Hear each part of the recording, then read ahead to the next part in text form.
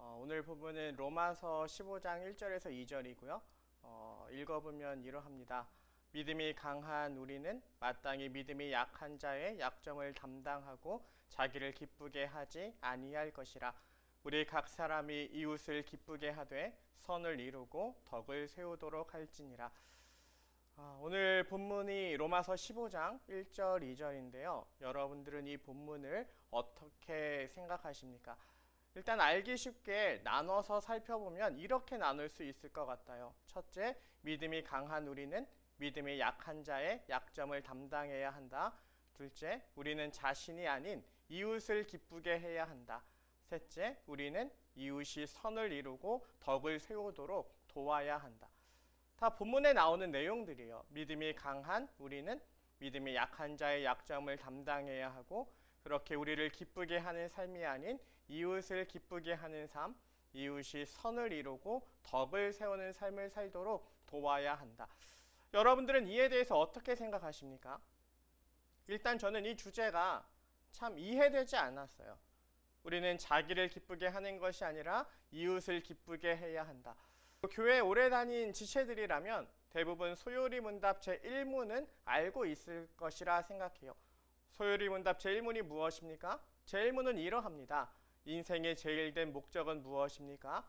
그리고 그 답은 이러해요. 인생의 제일된 목적은 하나님을 영화롭게 하고 그를 영원토록 즐거워하는 것입니다. 인생의 제일된 목적은 하나님을 영화롭게 하고 그를 영원토록 즐거워하는 것입니다. 익히 들어서 잘 알고 있을 거라 생각해요. 그런데 오늘 보면 로마서 15장 1절 2절은 무엇을 이야기합니까? 우리는 자기를 기쁘게 하는 것이 아니라 이웃을 기쁘게 해야 한다 말해요.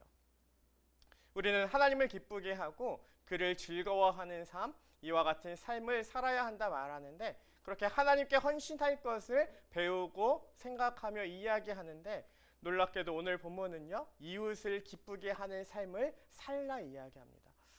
여러분들은 이에 대하여 어떻게 생각하십니까? 고민하고 고민이 되더라고요. 어떻게 우리는 하나님이 원하시는 삶, 하나님이 기뻐하시는 삶을 살아야 하는데 이렇게 이야기하지 않고 이웃을 기쁘게 하는 삶을 살라 이야기하는가? 이것을 이해하는데 정말 오랜 시간이 걸렸어요. 그리고 이제는 알아요. 그래서 오늘 여러분들과 이 내용을 나누길 원하는데요. 진정 바라기는 오늘 이 자리에 있는 여러분들도 이 의미를 알고 하나님께서 원하시는 그와 같은 삶을 살길 결단하는 은혜가 있기를 원합니다. 정말 이 시간 하나님께서 원하시는 마음이 무엇인지 온전히 이해하고 이에 합당한 삶을 살아가는 은혜가 우리 모두에게 임하길 원해요. 이를 위해 이제 오늘 본문을 본격적으로 살펴보길 원하는데요. 일단 우리는 이 본문의 불편함을 가지고 있어야 합니다. 우리는 하나님만 섬기는 것, 하나님만 바라보는 것, 이것이 믿음이라 생각하는데 오늘 본문은 이웃을 이야기하고 있기 때문이에요. 왜 하나님을 우선적으로 섬기고 그를 생각하라 이야기하는 것이 아니라 이웃을 섬기라 이야기하는가? 이와 같이 말씀하시는 이유는 무엇인가? 이를 고민해 보기 위해 먼저 김동호 목사님의 글을 좀 생각해 보고자 하는데요. 김동호 목사님은 페이스북 믿음의 책 로마서 이야기라는 책에서 이와 같은 이야기를 하십니다. 제가 신학교에 다닐 때 장애인 선교회에 간 적이 있습니다. 그곳은 뇌성마비 중증 장애인들이 모인 곳이었는데 IQ가 측정하기 어려울 정도로 낮은 사람이 있었습니다. 무엇을 하는 것은 고사하고 누워 있어서 밥도 먹여주어야 하고 대소변도 받아주어야 하는 그저 살아만 있는 상태였습니다. 그곳에 다녀오면서 돌아오는 길에 후배 한 명이 저에게 이렇게 말했습니다. 하나님은 왜 저런 아이가 있게 하셨을까요? 저 아이에게 무슨 죄가 있는 건 아니잖아요. 그런데 너무 불쌍하잖아요. 너무 비참하잖아요. 후배의 그 말이 오랫동안 제 기억에서 지워지지 않았습니다. 이 말에 답할 수 있는 사람이 누가 있겠습니까? 우리는 상식으로는 하나님이 계시다면 그와 같은 일은 없어야 합니다. 그런데 자기 의지와 상관없이 어떤 아이는 좋은 집에서 태어나서 아무 걱정 없이 풍요롭게 살아가고, 어떤 아이는 흙탕물을 먹으며 불투명한 미래를 바라보며 하루하루를 살아가야 합니다. 어떤 아이는 태어날 때부터 건강하고 어떤 아이는 장애를 가지고 태어나 평생 그 굴레를 짊어지고 살아야 합니다. 그런데도 하나님을 공평하신 분이라고 말할 수 있습니까? 차라리 하나님을 믿지 않는 사람이라면 그런 일들을 받아들이기가 더 쉬울지도 모르겠습니다. 하지만 하나님이 계신다는 것과 그분이 우리를 사랑하시는 공평하신 분이라는 것을 믿는 우리에게는 큰 딜레마입니다. 저는 세상이 원래 공평하지 않다고 생각합니다. 하나님이 처음부터 세상을 공평하게 창조하신 것 같아 보이지 않습니다. 우리는 무조건 하나님을 공평하신 분으로 생각하지만 실제로는 불공평하신 면이 있습니다. 그렇다면 거기에 우리가 모르는 하나님의 의도가 숨어 있는 게 아닐까요? 이것이 김동호 목사님의 글이었는데요. 여러분들은 이에 대해 어떻게 생각하십니까? 여러분들은 세상이 공평하다 생각하십니까? 아니면 불공평하다 생각하십니까? 개인적으로 봐도 공평하지 않잖아요. 우선 태어난 집이 다 다릅니다. 한참 논란이 되었던 수저론이 있잖아요. 흙수저와 금수저. 우리는 흙수저와 금수저가 실제로 존재함을 알지 않습니까? 또한 태어날 때부터 신체적 조건도요 다른 것 같아요. 누군가는 장애를 갖고 태어난 반면에 그렇지 않은 자들이 있습니다. 또한 누구는 달리기를 매우 잘하는 반면 그렇지 않은 지체들도 있어요. 또한 지능도 태어날 때부터 다른 것 같아요. 모든 사람의 IQ가 다 같지는 않잖아요. 공부를 해봐서 알지 않습니까? 같은 시간, 같은 선생님께 배워도요, 그 결과는 다 다릅니다. 예전에는 노력만 하면 된다라는 이야기를 들었지만 그렇지 않은 것들도 참 많음을 살면서 우리는 경험했어요. 그리고 경험하고 있습니다. 그러면서 생각이 들더라고요. 이 세상은 전혀 공평하지 않아. 그리고요, 이것은 개인적으로만 적용되는 것도 아닌 것 같아요. 나라들을 봐도 공평함이 없지 않습니까? 어떤 나라는요, 아무것도 하지 않아도 석유가 나서요, 평안한 삶을 살아가는 반면에 그렇지 않아 고생을 해야 하는 나라들도 있어요. 또한 부한 나라가 있는 반면 그렇지 않은 나라들도 많습니다. 예전에 캄보디아를 간 적이 있는데 한 어린아이가 옷도 입지 않은 채 저를 막 따라오는 거예요. 그러면서 이야기합니다. $1 하나만 달라는 거예요. 그 나라를 비하하는 것은 아니지만 그 나라는 나라들 중에서도 흙수저이고 그 아이는 그 나라 속에서도 흙수저이고 참 많은 것을 생각하게 되었는데요. 즉 우리나라 안에도 이와 같은 문제가 있지만 전 세계적으로 봐도요, 이와 같은 문제가 존재해요. 이 속에서 과연 이 세상을 공평하다 이야기할 수 있을까요? 여러분들은 어떻게 생각하십니까? 정말 이 세상이 공평하다 생각하십니까? 이처럼 이 문제에 대하여 고민하고 있을 때 이 속에서 하나님 이게 뭐예요? 왜 나는 이래요? 제 신세를 한탄하기도 하고 또한 더 힘든 자들을 보며 고민하고 있을 때 한 책을 보게 되었는데요. 쉐인 클레어본의 믿음은 행동이 증명한다라는 책을 보면 이와 같은 이야기가 나와요. 두 남자가 이야기를 나누고 있었습니다. 한 남자가 말합니다. 나는 하나님께 이 세상의 가난과 고통과 전쟁을 허락하신 까닭이 무엇인지 묻고 싶어. 그러자 다른 친구가 대답합니다. 그럼 물어보면 되잖아. 하지만 그 친구는 고개를 절레절레 흔들며 말합니다. 그러고 싶어도 너무 무서워서 그럴 수 없어. 듣고 있던 친구가 무엇이 그렇게 무섭냐고 물었어요. 그러자 그 친구가 대답합니다. 하나님께서 나에게 똑같은 질문을 할까봐 무서워. 무슨 말인지 이해되십니까? 여러분들 이 세상이 불공평한 이유가 무엇입니까? 이 세상에 가난과 고통과 전쟁이 존재하는 이유가 뭐예요? 사람들의 욕심 때문이죠. 사람들의 죄 때문이에요. 사람들이 그렇게 살아감으로 이 같은 결론이 나오는 거죠. 우리도 캄보디아와 같은 나라가 가난하다는 것을 잘 알잖아요. 그렇게 많은 광고가 나오지 않습니까? 월 10,000원이면 그와 같은 아이들이 한 달 먹을 수 있는 이유식이 우유가 공급될 수 있다라고 말입니다. 우리에게는 되게 작은 돈이에요. 하지만 그 나라는 전체적으로 가난하여 10,000원으로도 이와 같은 일들을 할 수 있다라는 거죠. 하지만 우리는 그들을 바라보기보다 우리나라 안에서 잘 사는 사람들을 바라보며 그들을 부러워하고 힘들어할 때가 많은 것 같아요. 그들을 도와야 한다라는 생각이 들기보다 나는 왜 이와 같이 불쌍한 사람일까? 난 왜 이렇게 힘들게 살아갈까? 오히려 한탄할 때가 많죠.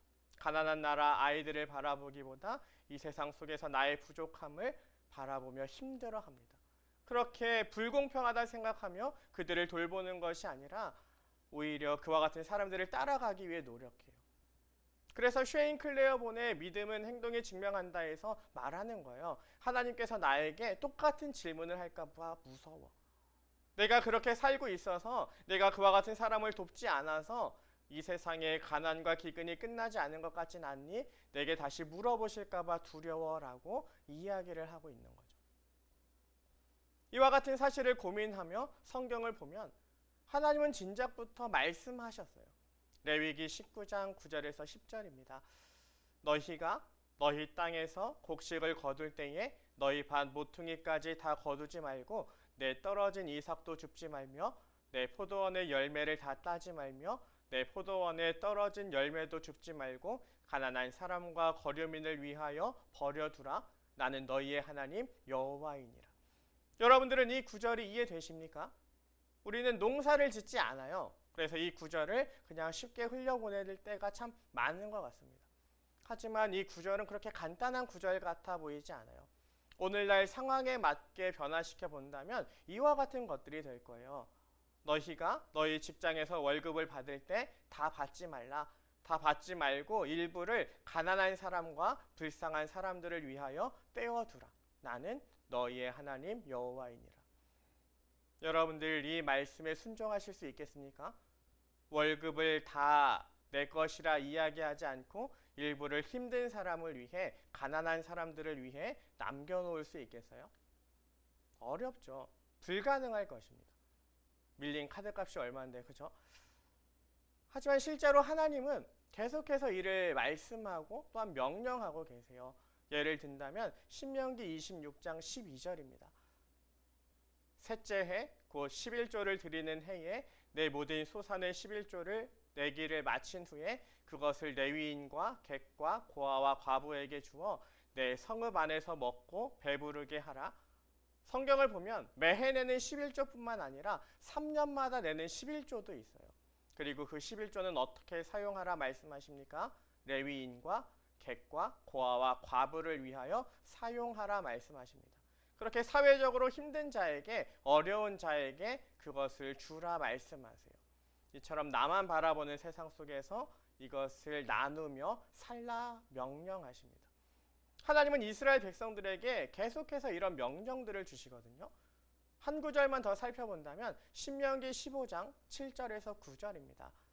내 하나님 여호와께서 내게 주신 땅 어느 성읍에서든지 가난한 형제가 너와 함께 거주하거든 그 가난한 형제에게 내 마음을 완악하게 하지 말며 내 손을 움켜쥐지 말고 반드시 내 손을 그에게 펴서 그에게 필요한 대로 쓸 것을 넉넉히 꾸어주라.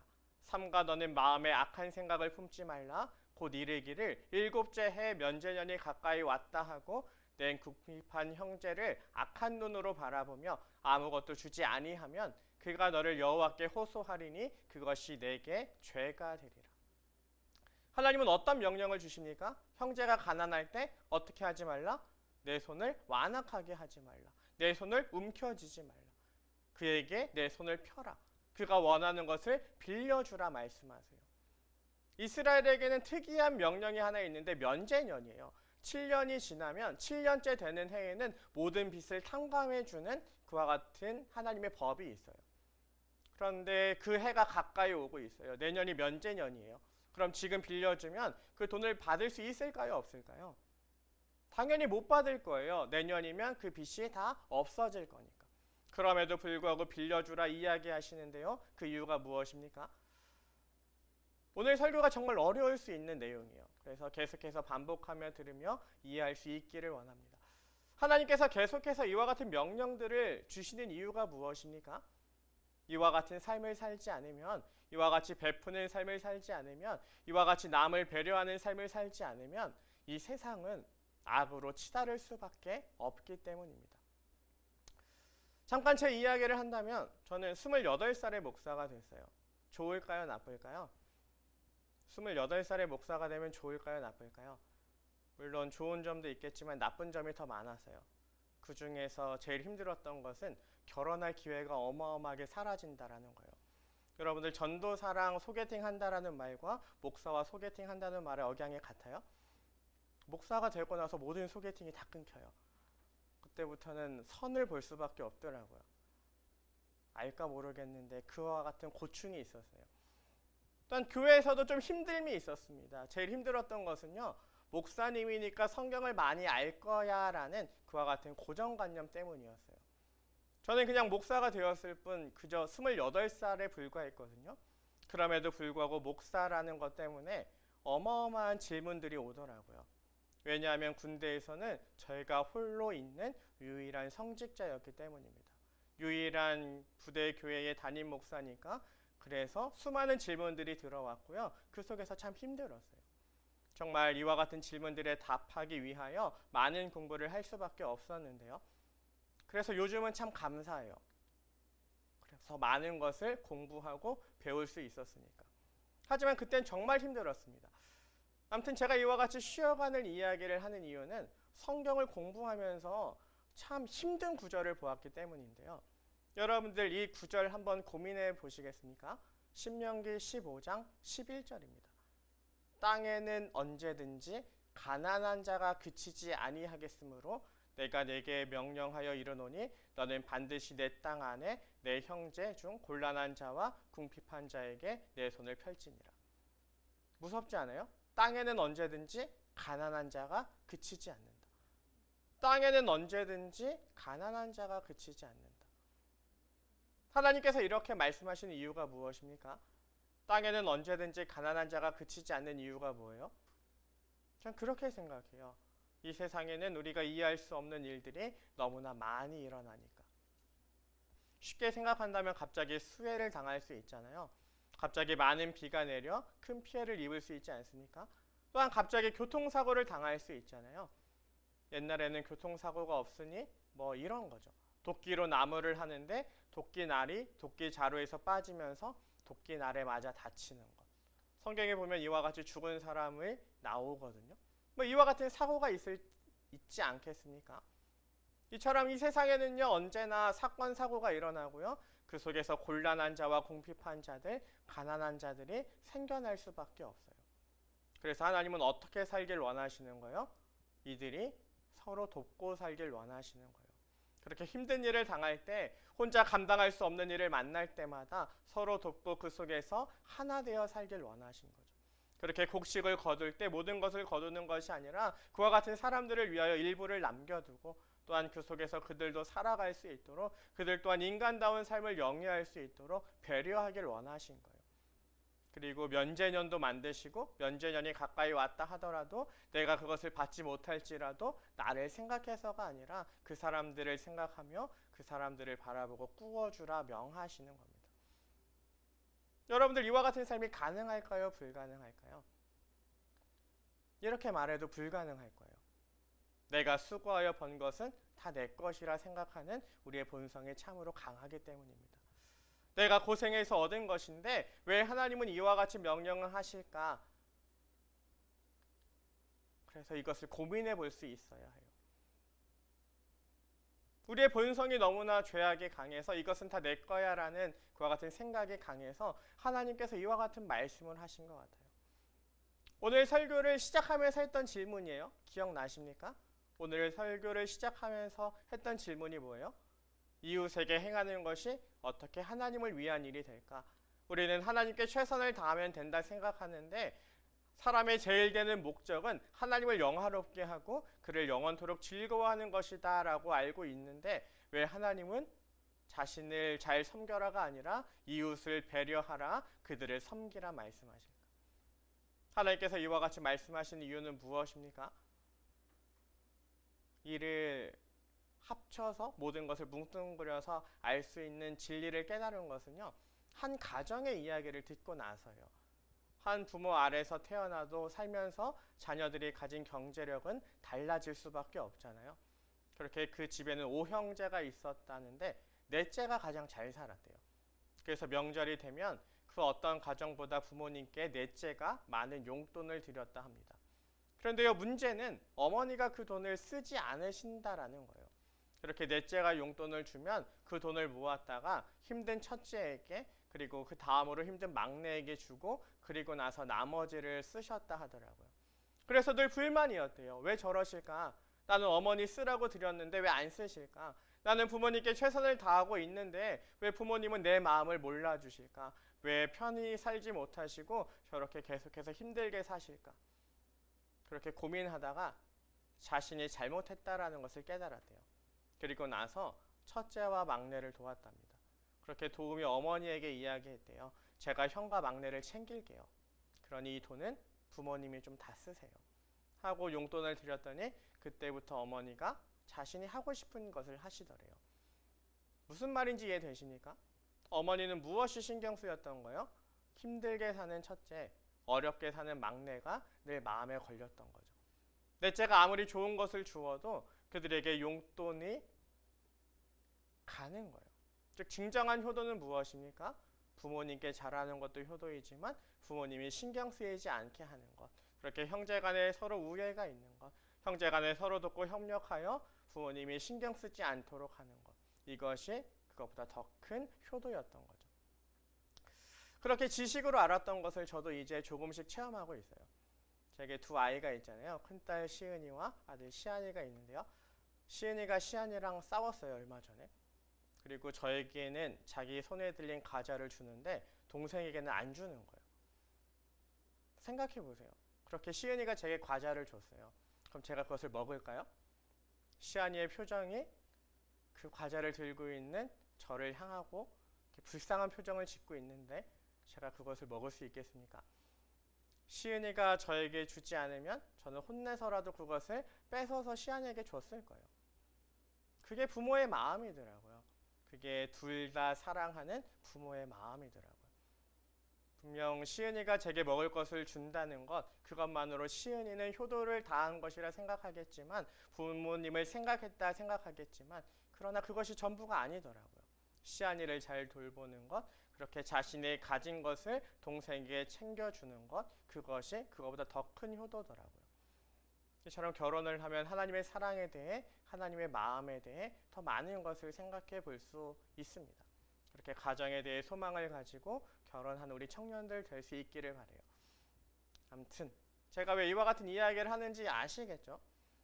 어느 순간인가 이 속에 담긴 하나님의 마음이 보이는 거예요.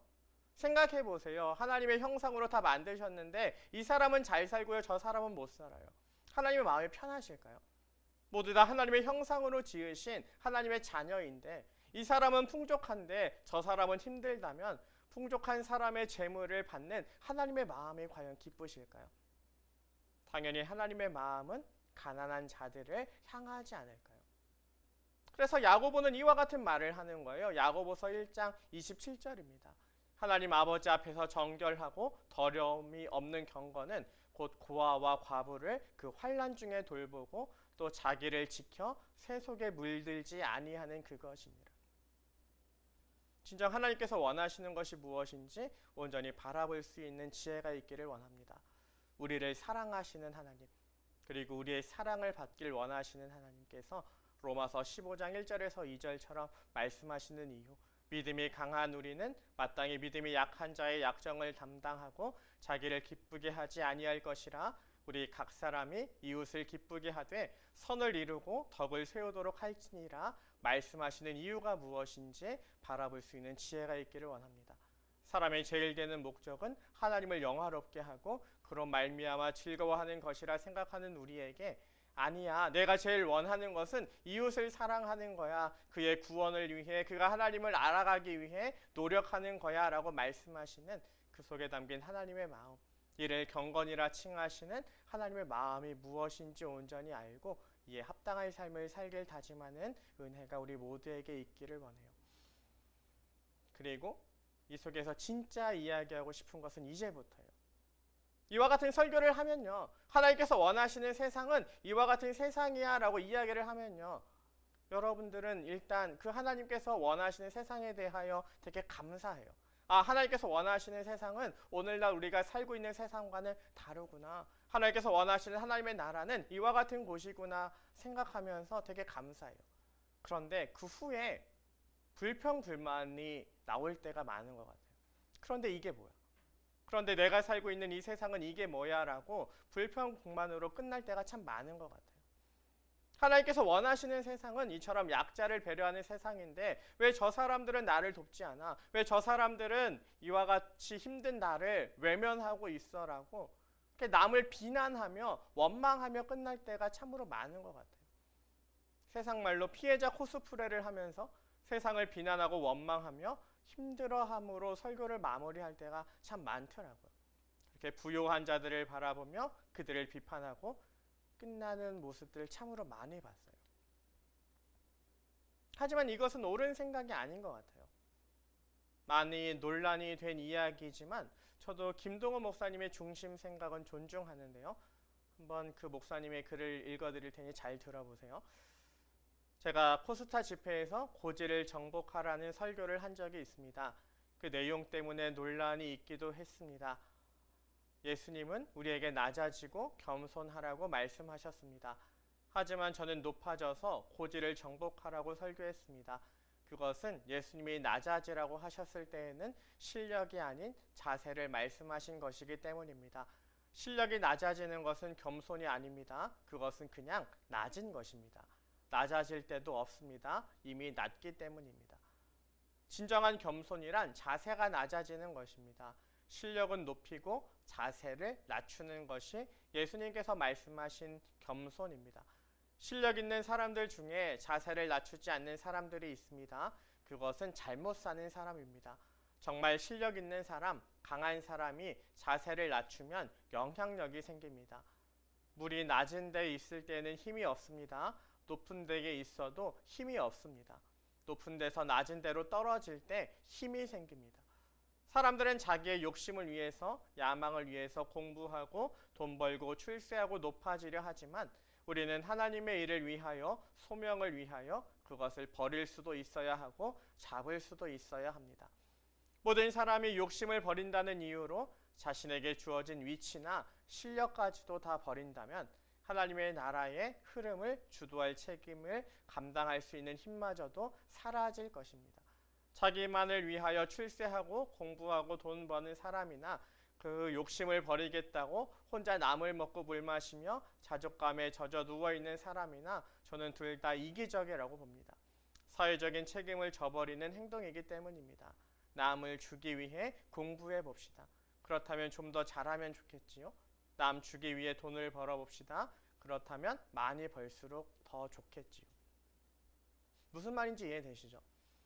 우리는 이와 같은 하나님의 뜻을 바라볼 때마다 하나님께서 원하시는 삶을 바라볼 때마다 불평불만을 가질 때가 많은 것 같아요.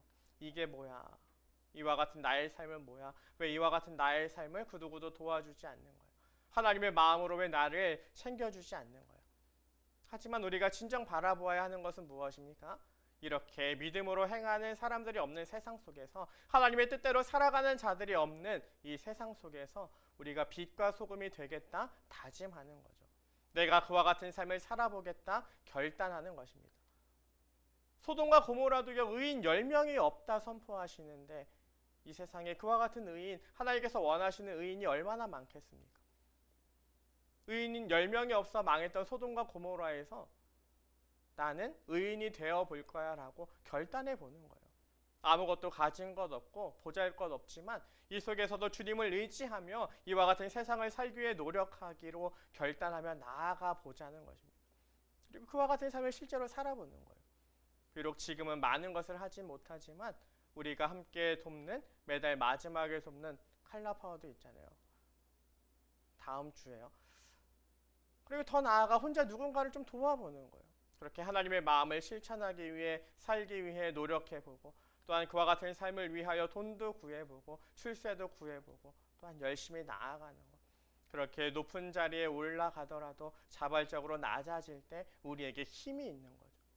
진정 이를 꿈꾸며 살아가는 우리 청년들 되기를 바라요. 여러분들 기억할지 모르겠는데 전에 제가 한 달에 한 번은 호구가 되라 설교했던 적이 있어요. 기억나십니까? 한 달에 한 번 호구가 되라 이야기하면서 그렇게 보이시피싱과 같은 한 아주머니의 전화와 송금했던 사실을 이야기했었고요. 그리고 주일에 찾아왔던 한 청년을 이야기했던 적이 있잖아요. 이는 아무 생각 없이 했던 말은 아니고요. 이것도 다 신학적인 배경 하에서 제가 내렸던 결단인데요. 앞서 읽어드렸던 한 구절 신명기 26장 12절입니다. 셋째 해 곧 11조를 드리는 해에 내 모든 소산의 11조 4개를 마친 후에 그것을 레위인과 객과 고아와 가부에게 주어 내 성읍 안에서 먹고 배부르게 하라. 아까도 말씀드린 것처럼 이것은 매해 내는 11조 플러스 내는 3년마다 한 번씩 내는 11조예요. 그렇게 이와 같은 3년마다 내는 11조는 모두 다 구제에 사용되었다 합니다. 이 속에서 그런 생각이 들더라고요. 3년마다 내는 11조면 몇 분의 몇일까요? 3년마다 내는 11조면 몇 분의 몇입니까? 30분의 1이겠죠. 3년마다 내니까. 쉽게 생각해 본다면 한 달로 계산하면 한 달에 하루가 되더라고요. 그래서 생각했던 거예요. 한 달에 한 번은 호구가 좀 되어보자. 적어도 한 달에 한 번만큼은 나 또한 가진 것이 없지만 한 달에 한 번만큼은 하나님께서 원하시는 구제, 하나님께서 원하시는 사랑을 좀 베풀어 보자. 정말 치밀하지 않습니까?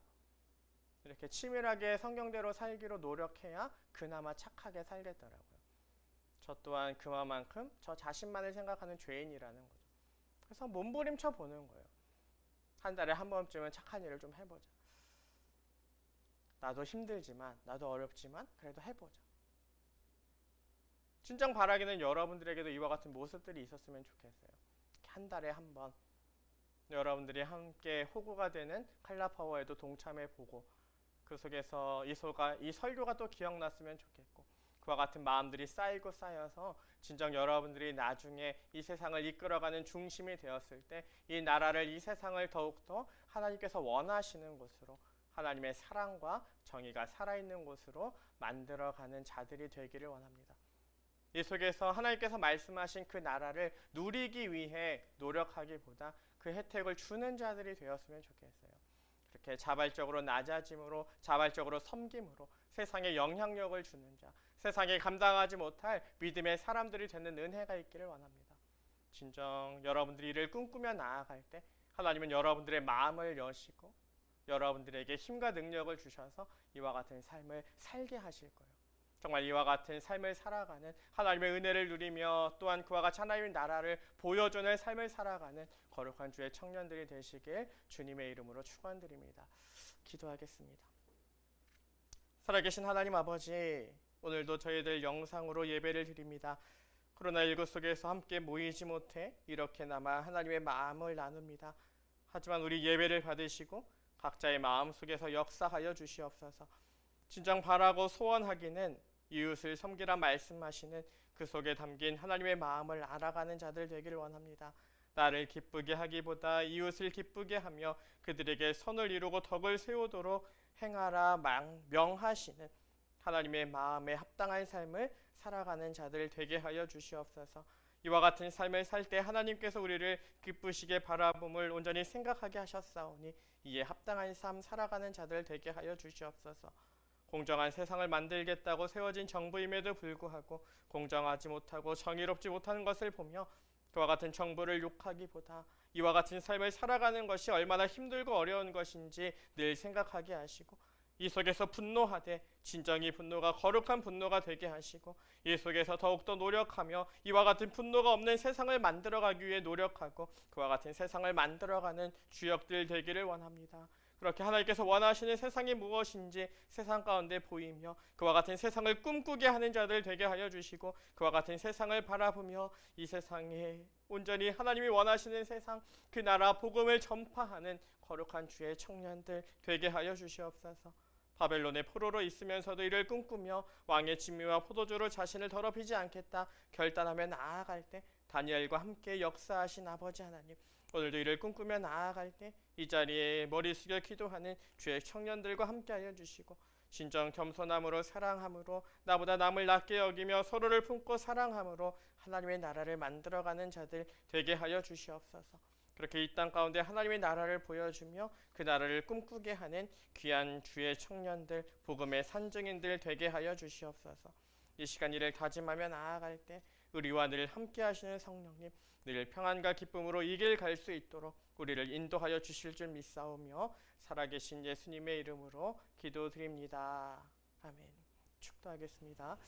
우리 주 예수 그리스도의 은혜와 하나님의 사랑과 성령의 교통하심이 나에게 잘하라 말씀하지 않으시고 이웃에게 잘하라 말씀하시는 하나님 아버지의 마음을 알고 하나님께서 원하시는 세상, 정의롭고 공평한 세상을 만들며 그 속에서 수많은 사람들에게 하나님 나라를 꿈꾸게 하기를 소망하며 다짐하는 주의 청년들 머리 위에 이들의 가정과 직장과 이들이 장착거릴 가정과 이들이 변화시키고 평내교회 위에 처음과 같이 이제도 항상 영원히 함께 있을지어다. 아멘.